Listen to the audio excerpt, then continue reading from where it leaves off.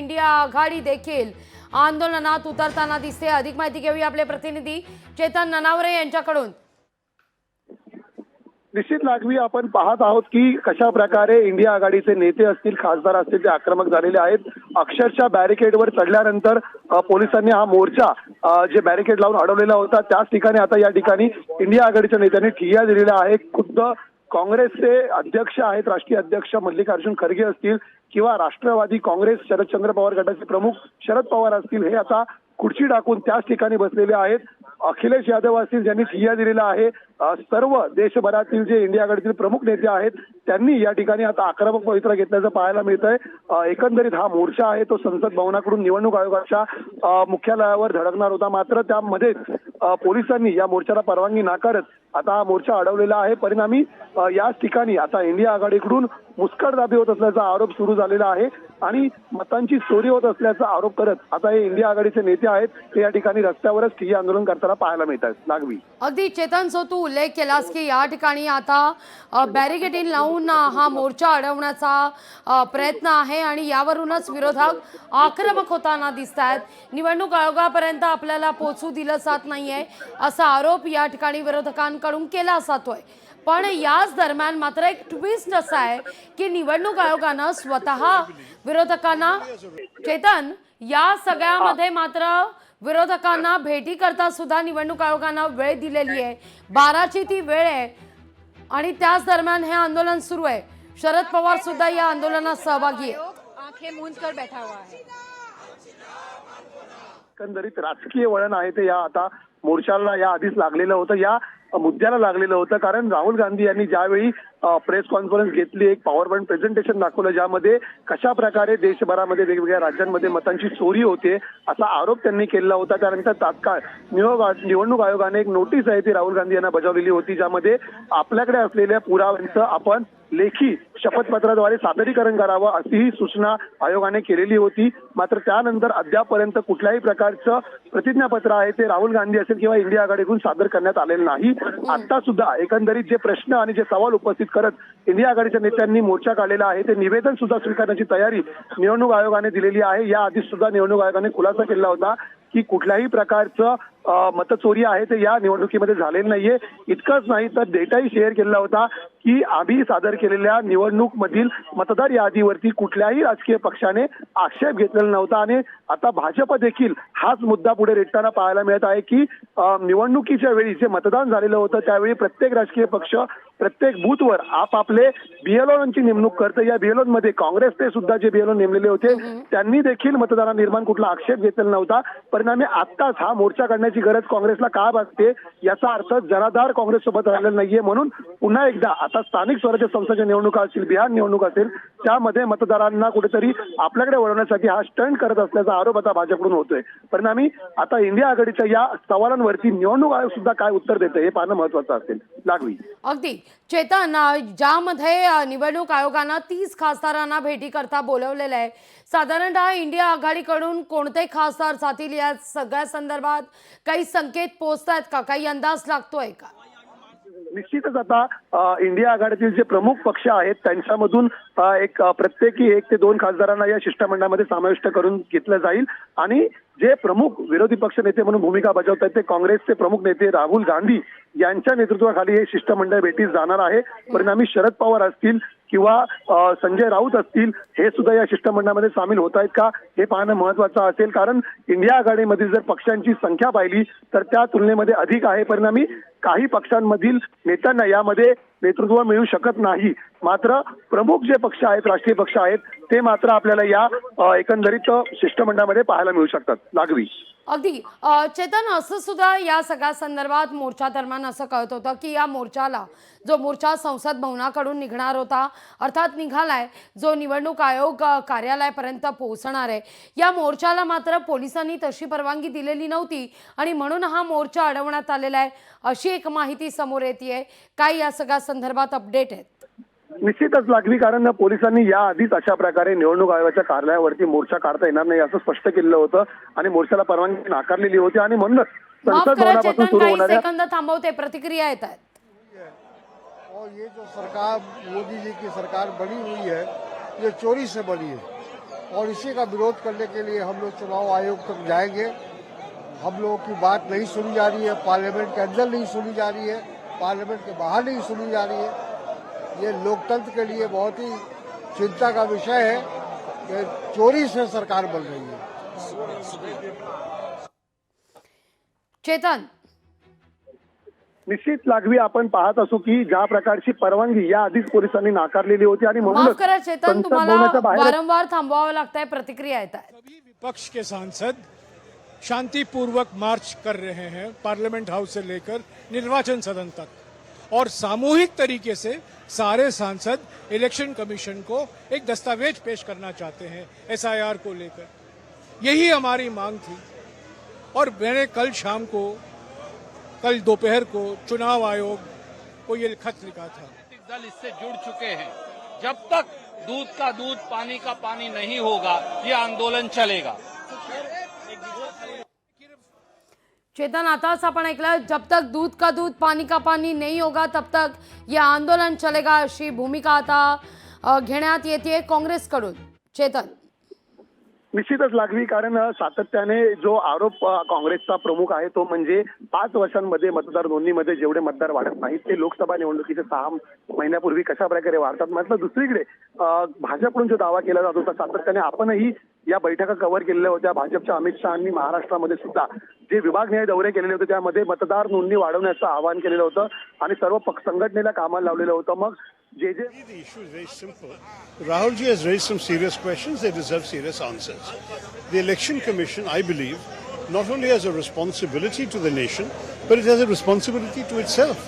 That there should not be any doubts left in the minds of the public about this entire credibility of our elections. The elections matter to the whole country.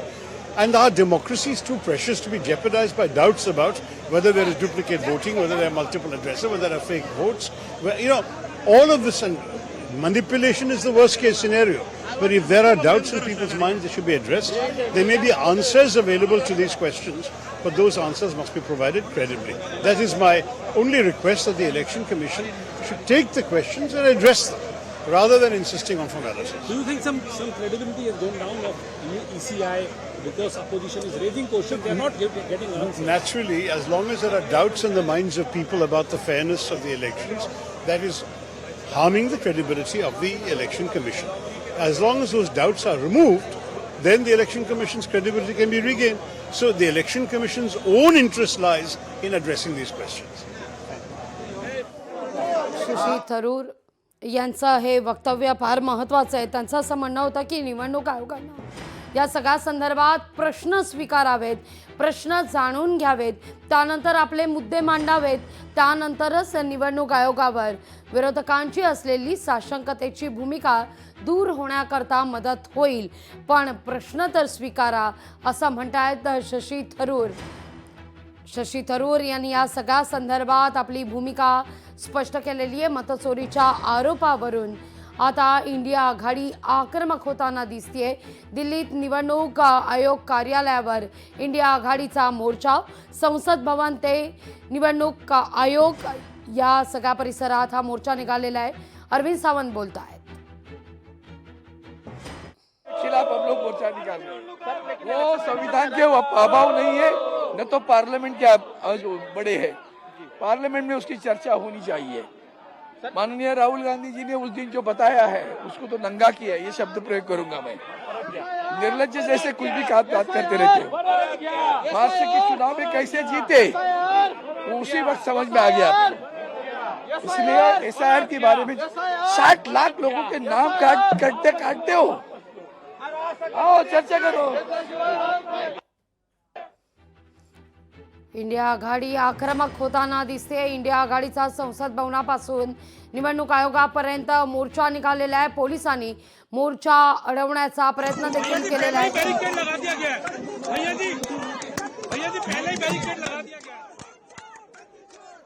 मुझे लगता है opposition के pass कोई और मुद्दा नहीं है। Bihar election को लेकर के ये घबराए हुए हैं। इनको ये साफ स्पष्ट समझ में आ रहा है बिहार में भी इनकी जमीन खिसक रही है। इस कारण से जो संवैधानिक तरीके से इलेक्शन कमीशन अपना काम कर रहा है ये उससे भी संतुष्ट नहीं है, क्योंकि इनका वोट बैंक खिसक रहा है, तो ये इनकी तरफ से एक फ्रस्ट्रेशन वाला मूव है। किसी भी तरह से ना ये लोकतांत्रिक प्रक्रियाओं के आधार पर ठीक है और ना ही ये कानून के आधार पर ठीक है। लेकिन ये कह रहे हैं कि वोट की चोरी हो रही है इलेक्शन कमीशन की तरफ से। मैंने बताया ये इन लोगों का फ्रस्ट्रेशन है, इनका वोट बैंक खिसक रहा है जो देश के नागरिक भी नहीं है अगर, और उसका वोट कैसे बनेगा, तो ये इस बात का जवाब इनके पास भी नहीं है। तर आपण पाहतोय हे विरोधकांचं फ्रस्ट्रेशन आहे आणि यातूनच हे आरोप केले जात आहेत, जिसमें स्पष्ट है कि कैसे फर्जी वोट बनाए जा रहे हैं। एक कमरे में 80 वोटर्स हैं, तो इन सब के खिलाफ जो है लगातार आवाज खत्म करो।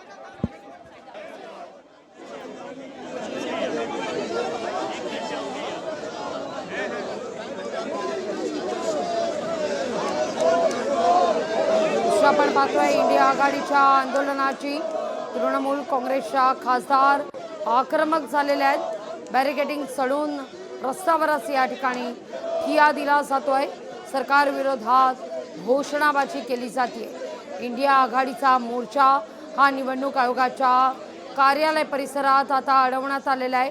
पोलिसांनी बॅरिकेडिंग देखील या सगळ्या परिसरात केलेले आहेत। अखिलेश यादव यांनी या बॅरिकेडवरूनच उडी घेत निवडणूक आयोगाचं कार्यालय गाठण्याचा प्रयत्न केलेला आहे। हाती निषेधाचे फलक झळकावत जोरदार घोषणाबाजी करत संसद भवन ते निवडणूक आयोग कार्यालय असा हा इंडिया आघाडीचा निघालेला मोर्चा। आजचा दिवस हा गल्लीपासून दिल्लीपर्यंत आंदोलनाचा आहे।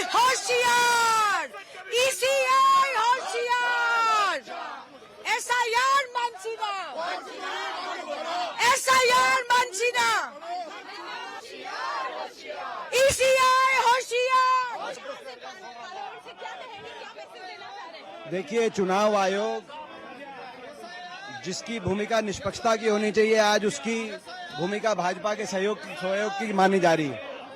ये देश के लोकतंत्र के लिए अच्छे संकेत नहीं है। देश की लोकतंत्र की साख चुनाव आयोग की साख पर टिकी हुई है। सरकार को सभी सवालों का जवाब देना चाहिए। महाराष्ट्रात आंदोलन होतं आहे शिवसेनेतर्फे राज्यभरात, आणि स्वतः शिवसेना पक्षप्रमुख उद्धव ठाकरे हे या आंदोलनात सहभागी होतात। त्याच वेळेला दिल्लीत राहुल गांधी यांच्या नेतृत्वाखाली इंडिया आघाडीचे सर्व खासदार, लोकसभा, राज्यसभा, इतर प्रमुख लोक आम्ही संसद भवनापासून निवडणूक आयोगाच्या मुख्यालयापर्यंत, निर्वाचन सदनपर्यंत मार्च काढणार आहोत।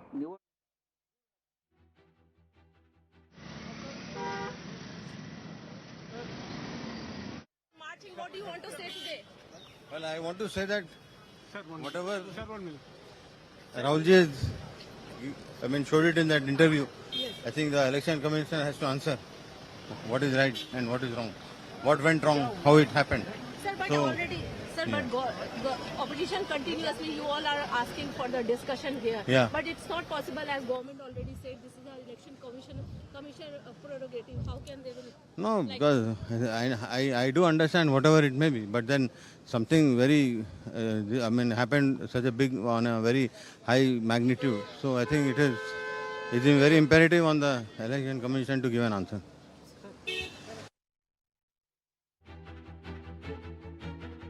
आघाडीचा हा मोर्चा बॅरिकेडिंग वरून अखिलेश यादव निवडणूक आयोगाच्या कार्यालयात येण्याचा प्रयत्न करतायत, तर इंडिया आघाडीचा हा मोर्चा अडवण्यात आलेला आहे।